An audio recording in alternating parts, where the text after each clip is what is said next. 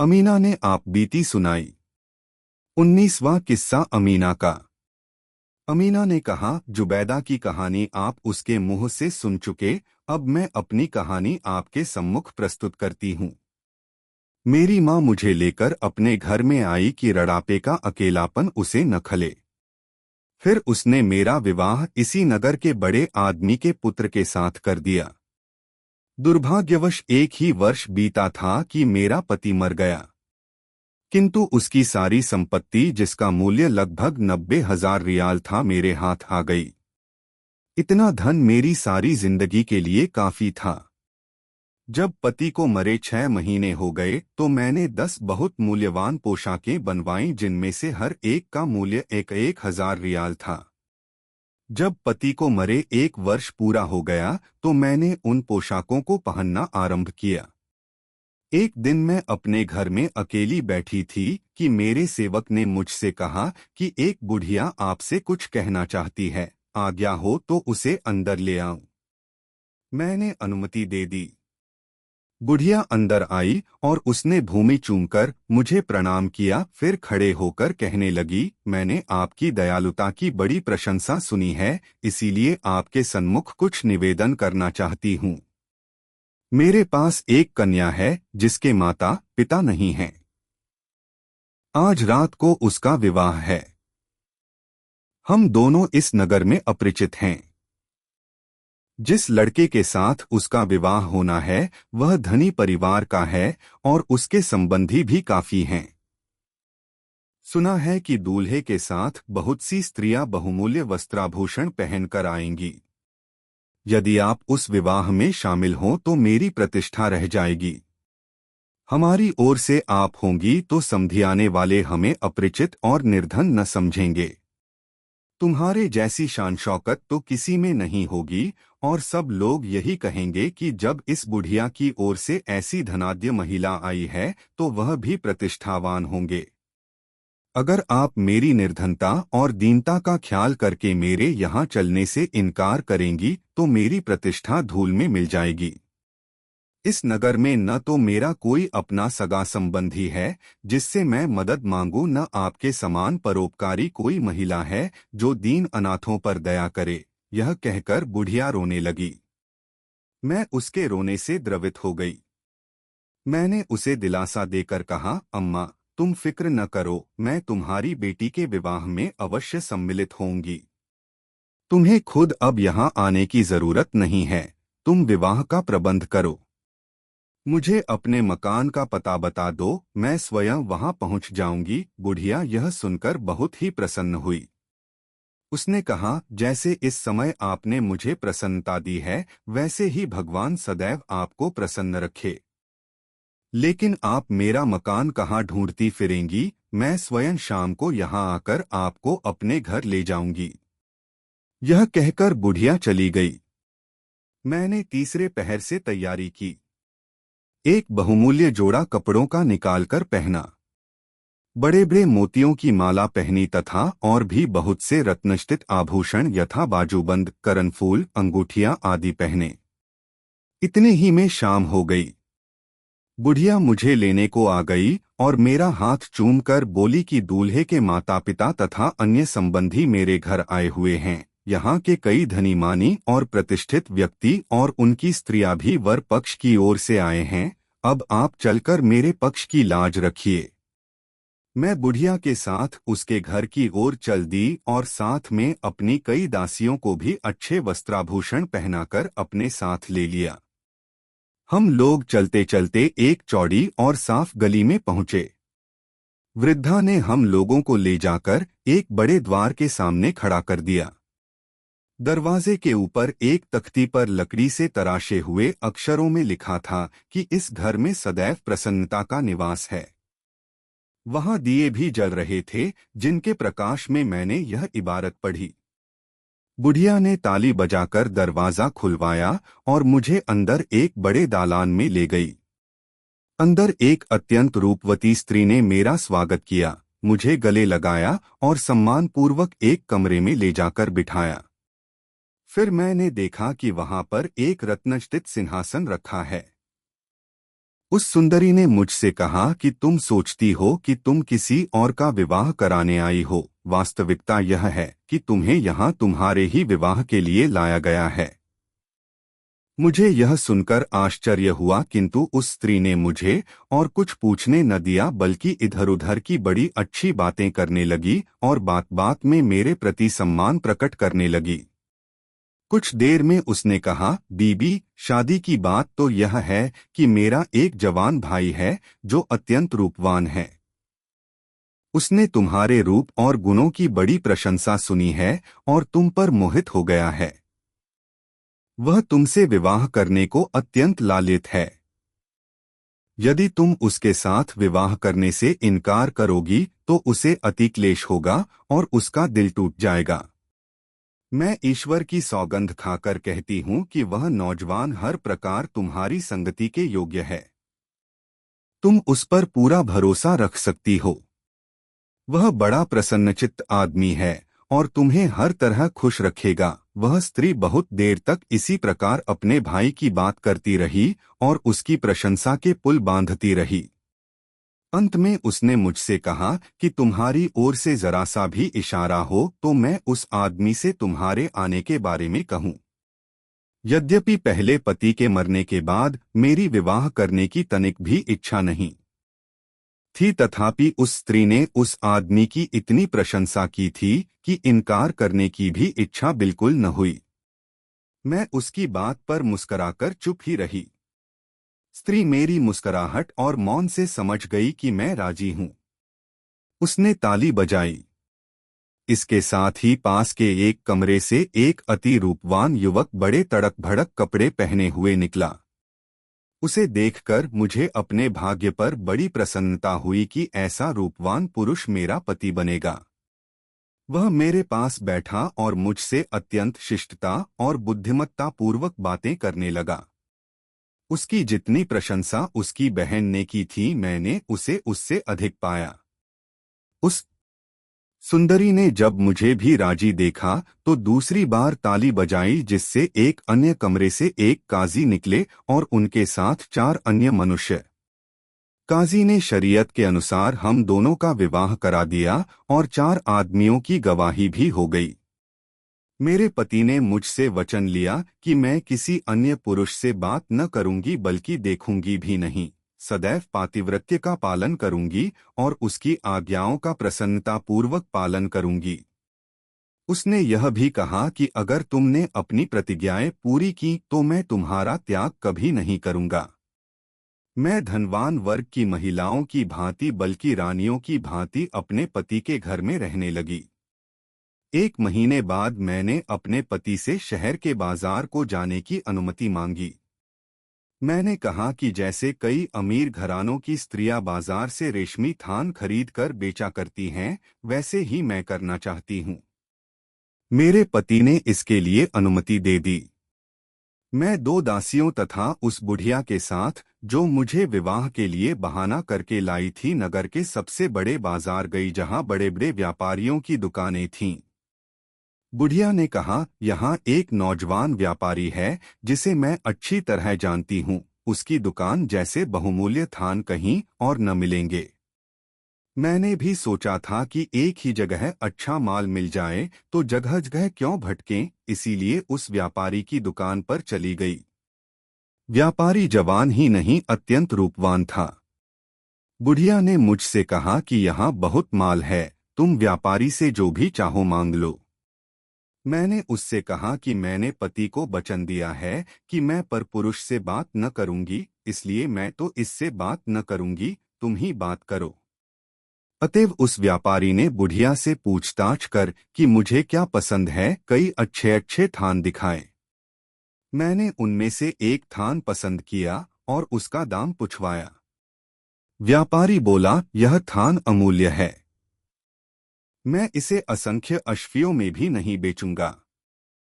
किंतु यह सुंदरी अगर अपने कपोल गाल का एक चुंबन मुझे दे दे तो यह थान उसका हो जाएगा। मैंने बुढ़िया से नाराज होते हुए कहा कि यह व्यापारी बड़ा लंपट और धृष्ट जान पड़ता है, इसकी हिम्मत ऐसी गंदी बात करने की कैसे हुई। किंतु बुढ़िया ने व्यापारी ही का पक्ष लिया और कहा, सुंदरी, इसमें कोई विशेष बात तो नहीं है। तुम्हारे पति ने तुम्हें परपुरुष को देखने और उससे बात करने ही को तो मना किया है। वह तुम न करो। तुम केवल एक चुंबन इसे चुपचाप दे दो। इसमें तो कोई कठिनाई तुम्हें नहीं होनी चाहिए। मैं ऐसी मूर्ख थी और थान मेरी नजर में ऐसा खुप गया था कि मैं इस बुरी बात के लिए तैयार हो गई। अब वह वृद्धा और दोनों दासियां सड़क की ओर मेरी आड़ करके खड़ी हो गईं। मैंने अपने मुख पर से वस्त्र हटाकर उस व्यापारी के सामने गाल कर दिया। दुष्ट व्यापारी ने चुंबन लेने के बजाय मेरे गाल में दांत गड़ा दिए, जिससे गाल लहूलुहान हो गया और मैं तड़पकर अचेत हो गई। इस अरसे में अवसर पाकर व्यापारी ने अपना माल जल्दी से लपेटा और दुकान बंद करके गायब हो गया। कुछ देर बाद जब मुझे होश आया तो मैंने अपने गाल को लहूलुहान पाया। बुढ़िया और दासियों ने मेरे गाल को कपड़े से ढक दिया था और उन लोगों की परेशानी और हाय हाय को सुनकर जो भीड़ वहां जमा हो गई थी, उसने समझा कि मैं किसी बीमारी से या कमजोरी के कारण बेहोश हो गई। मेरे होश में आने पर बुढ़िया और दासियों को संतोष हुआ और वे मुझे धैर्य देने लगीं। विशेषतः बुढ़िया को बहुत दुख हुआ। उसने कहा, सुंदरी, मैं तुम्हारी अपराधिनी हूँ, मुझे क्षमा करो। तुम्हारे ऊपर यह सारी मुसीबत मेरे कारण ही आई। इस कमीने व्यापारी की दुकान पर तुम मेरे कहने से आई। अब घर चलो। जो हुआ सो हुआ, अब तुम और चिंता न करो। मैं तुम्हारे घाव पर ऐसी दवा लगा दूंगी कि 3 दिन के अंदर न केवल घाव भर जाएगा बल्कि उसका कोई चिन्ह भी नहीं रहेगा। मैं किसी तरह गिरती पड़ती उन लोगों के साथ अपने घर पहुंची और अपने कमरे में जाकर पीड़ा, निर्बलता और थकन से फिर अचेत हो गई। बुढ़िया मुझे होश में लाई। फिर मैं अपने पलंग पर लेट गई।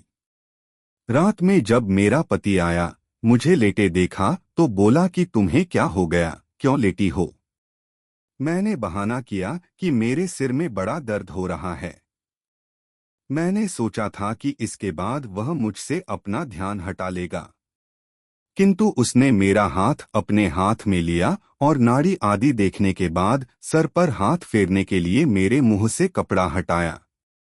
गाल के घाव को देखकर वह भड़क गया और मुझसे पूछने लगा कि तुम्हारे गाल पर यह खरोंच कैसे लगी।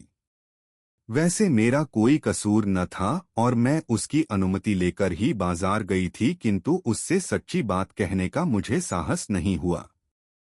मैंने बहाना बनाया कि जब मैं बाजार जा रही थी तो एक लकड़हारा लकड़ी का गट्ठा लेकर मेरे पास से निकला और गड्ढे से बाहर निकली एक लकड़ी गाल में चुभ गई। मेरे पति ने क्रोध में भरकर कहा कि अगर यह बात सच है तो मैं कल सारे लकड़हारों को फांसी पर चढ़वा दूंगा। मैं घबराई कि मेरे इस झूठ से सारे लकड़हारे बेकसूर ही मारे जाएंगे।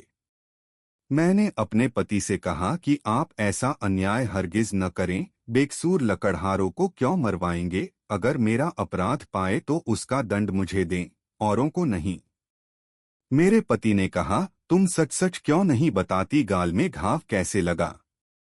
मेरी हिम्मत सच्ची बात कहने की अब भी नहीं हुई और मैंने दूसरा बहाना बनाया कि जब मैं जा रही थी तो एक कुम्हार गधे पर बर्तन ले जाता हुआ निकला और गधे का मुझे ऐसा धक्का लगा कि मैं पृथ्वी पर गिर पड़ी और वहां पड़ा हुआ एक कांच का टुकड़ा मेरे गाल में चुभ गया। मेरे पति ने कहा, अगर तुम्हारी बात सच है तो मैं सुबह ही राजा के मंत्री जाफर से कहकर सारे कुम्हारों को नगर से निकलवा दूंगा। मैं फिर घबराई और मैंने कहा कि मेरे कारण निर्दोष कुम्हारों को सजा क्यों दी जाए। पति ने फिर कहा, जब तक तुम सच्ची बात न कहोगी मेरा रोष कम नहीं हो सकता। मैं बोली कि चलते चलते मुझे चक्कर आ गया, जिससे मैं गिर पड़ी और मेरा गाल छिल गया। इसमें किसी का कसूर नहीं है। मेरा पति अब आपे से बाहर हो गया और बोला, तू झूठ पर झूठ बोले चली जा रही है, अब मैं तेरी बहानेबाजी नहीं सुन सकता। यह कहकर उसने ताली बजाई, जिससे 3 हबशी गुलाम अंदर आ गए। मेरे पति ने कहा, एक एक आदमी इसका सिर और पांव पकड़े और तीसरा तलवार निकाल ले। फिर तलवार निकालने वाले से कहा कि इस उल्टा के 2 टुकड़े करके इसकी लाश मछलियों के खाने के लिए नदी में फेंक दें। जल्लाद कुछ झिझका तो मेरे पति ने डांट कर कहा, तू मेरी आज्ञा का पालन क्यों नहीं करता? जल्लाद ने मुझसे कहा, तुम्हारा अंत आ गया है। तुम अंत समय में भगवान का स्मरण कर लो। इसके अलावा और भी कुछ कहना सुनना हो तो कह सुन लो। मैंने कहा कि मुझे थोड़ी देर के लिए जीवन दान मिले तो कुछ कहना चाहती हूँ। मैंने अपना सिर उठाया और सारी बात कहनी चाही, किंतु हिचकियों और रुलाई के कारण कुछ कह न सकी। मेरे पति का क्रोध बढ़ता ही जा रहा था। उसने मुझे बहुत गालियां दी और बुरा भला कहा। मैं उसकी बातों का कोई उत्तर न दे सकी। मैंने सिर्फ यह कहा कि कुछ अवसर और दिया जाए ताकि मैं अपने पापों के लिए ईश्वर से क्षमा मांग सकूं। किंतु मेरे पति ने इतनी दया न भी की और गुलाम को शीघ्र ही मेरा वध करने की आज्ञा दी। गुलाम मुझे मारने को तैयार हो गया। इतने में बुढ़िया दौड़ती हुई आई। उसने मेरे पति को बचपन में दूध पिलाया था। वह उसके पैरों पर गिर पड़ी और कहा कि तुम मेरे दूध का बदला देने के लिए इसे प्राणदान दे दो। उसने कहा कि उसका कोई दोष नहीं है, तुम इसे निरपराध मारकर ईश्वर को क्या जवाब दोगे? उसके समझाने बुझाने से मेरे पति ने मेरा वध तो नहीं कराया, किंतु कहा कि इसे कुछ दंड मिलना जरूरी है। उसकी आज्ञा से गुलाम ने मुझे कोड़ों से इतना मारा कि मैं बेहोश हो गई और मेरे कंधों और छाती पर से कई जगह मांस उधड़ गया। मैं एक महल में बंद कर दी गई जहां 4 महीने तक पड़ी रही। बुढ़िया ने मेरी देखरेख और मरहम पट्टी की। इससे मैं वैसे तो स्वस्थ हो गई, किंतु वे काले चिन्ह बाकी रह गए जिन्हें आपने देखा था। जब मैं चलने फिरने के योग्य हुई तो सोचा कि अपने पहले पति के मकान में, जो अभी तक मेरी संपत्ति था, चलकर रहूं। किंतु उस गली में गई तो मकान का चिन्ह भी न पाया, क्योंकि मेरे दूसरे पति ने उसे खुदवाकर जमीन के बराबर कर दिया था। मैं उसके इस अन्याय की फरियाद भी इस डर से न कर सकी कि कहीं ऐसा न हो कि दोबारा क्रोध में आकर मुझे मरवा दे। मैं अपनी जान बचने पर ईश्वर को धन्यवाद देती हुई जुबैदा के पास गई और अपनी संपूर्ण कष्ट कथा कही। उसने मुझे तसल्ली दी। उसने कहा कि तुम मेरे साथ रहो, यह जमाना अच्छा नहीं है।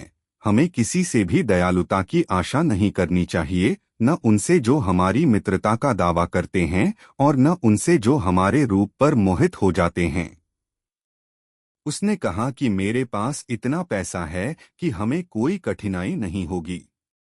जुबैदा ने मुझे यह भी बताया कि किस तरह उसकी सगी बहनों की जलन और दुश्मनी की वजह से उसका मंगेतर शहजादा समुद्र में डूब गया और किस तरह उसकी उपकृत परी ने उसकी दुष्ट सगी बहनों को कुतिया बना दिया। मैं उस समय से जुबैदा के पास रहने लगी। मेरी माता का देहांत हुआ तो जुबैदा ने मेरी बहन साफी को भी अपने पास बुलाकर रख लिया। तब से हम तीनों बहनें आनंदपूर्वक रहती हैं। हम लोग भगवान के प्रति आभारी हैं कि हमें कोई कष्ट नहीं है। हम लोग मिलजुल कर घर चलाते हैं। कभी बाजार से सौदा सुलुफ लाने के लिए मैं जाती हूँ, कभी साफी। कल मैं बाजार गई थी और सामान एक मजदूर के सर पर लदवा कर आई। वह बड़ा हंसोर था और शिष्ट भी था, इसलिए हमने उसे दिन भर अपने साथ रहने दिया ताकि अपनी बातों से हमारा मनोरंजन करे। फिर रात को 3 फकीरों ने हमसे रात भर आश्रय देने के लिए प्रार्थना की।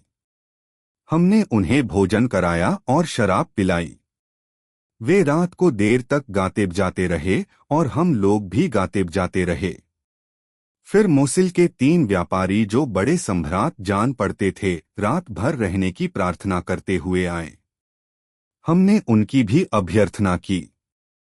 अमीना ने कहा कि यद्यपि हमारे सातों मेहमानों ने वचन दिया था कि वे सब कुछ चुपचाप देखेंगे और किसी बात के बारे में पूछताछ नहीं करेंगे, तथापि उन्होंने यह वचन न निभाया और कुतियों के पिटने और मेरे शरीर के दागों के बारे में पूछताछ करने लगे।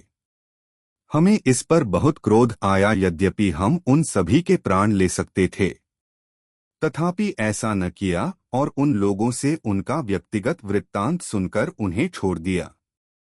खलीफ हारू रशीद को दोनों स्त्रियों की कहानियां सुनकर अत्यंत विस्मय हुआ।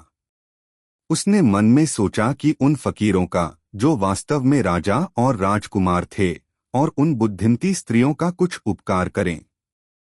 उसने जुबैदा से पूछा कि तुम्हें तुम्हारी उपकार करती परी ने कुछ यह भी बताया था कि तुम्हारी बहनें कब तक कुतिया बनी रहेंगी।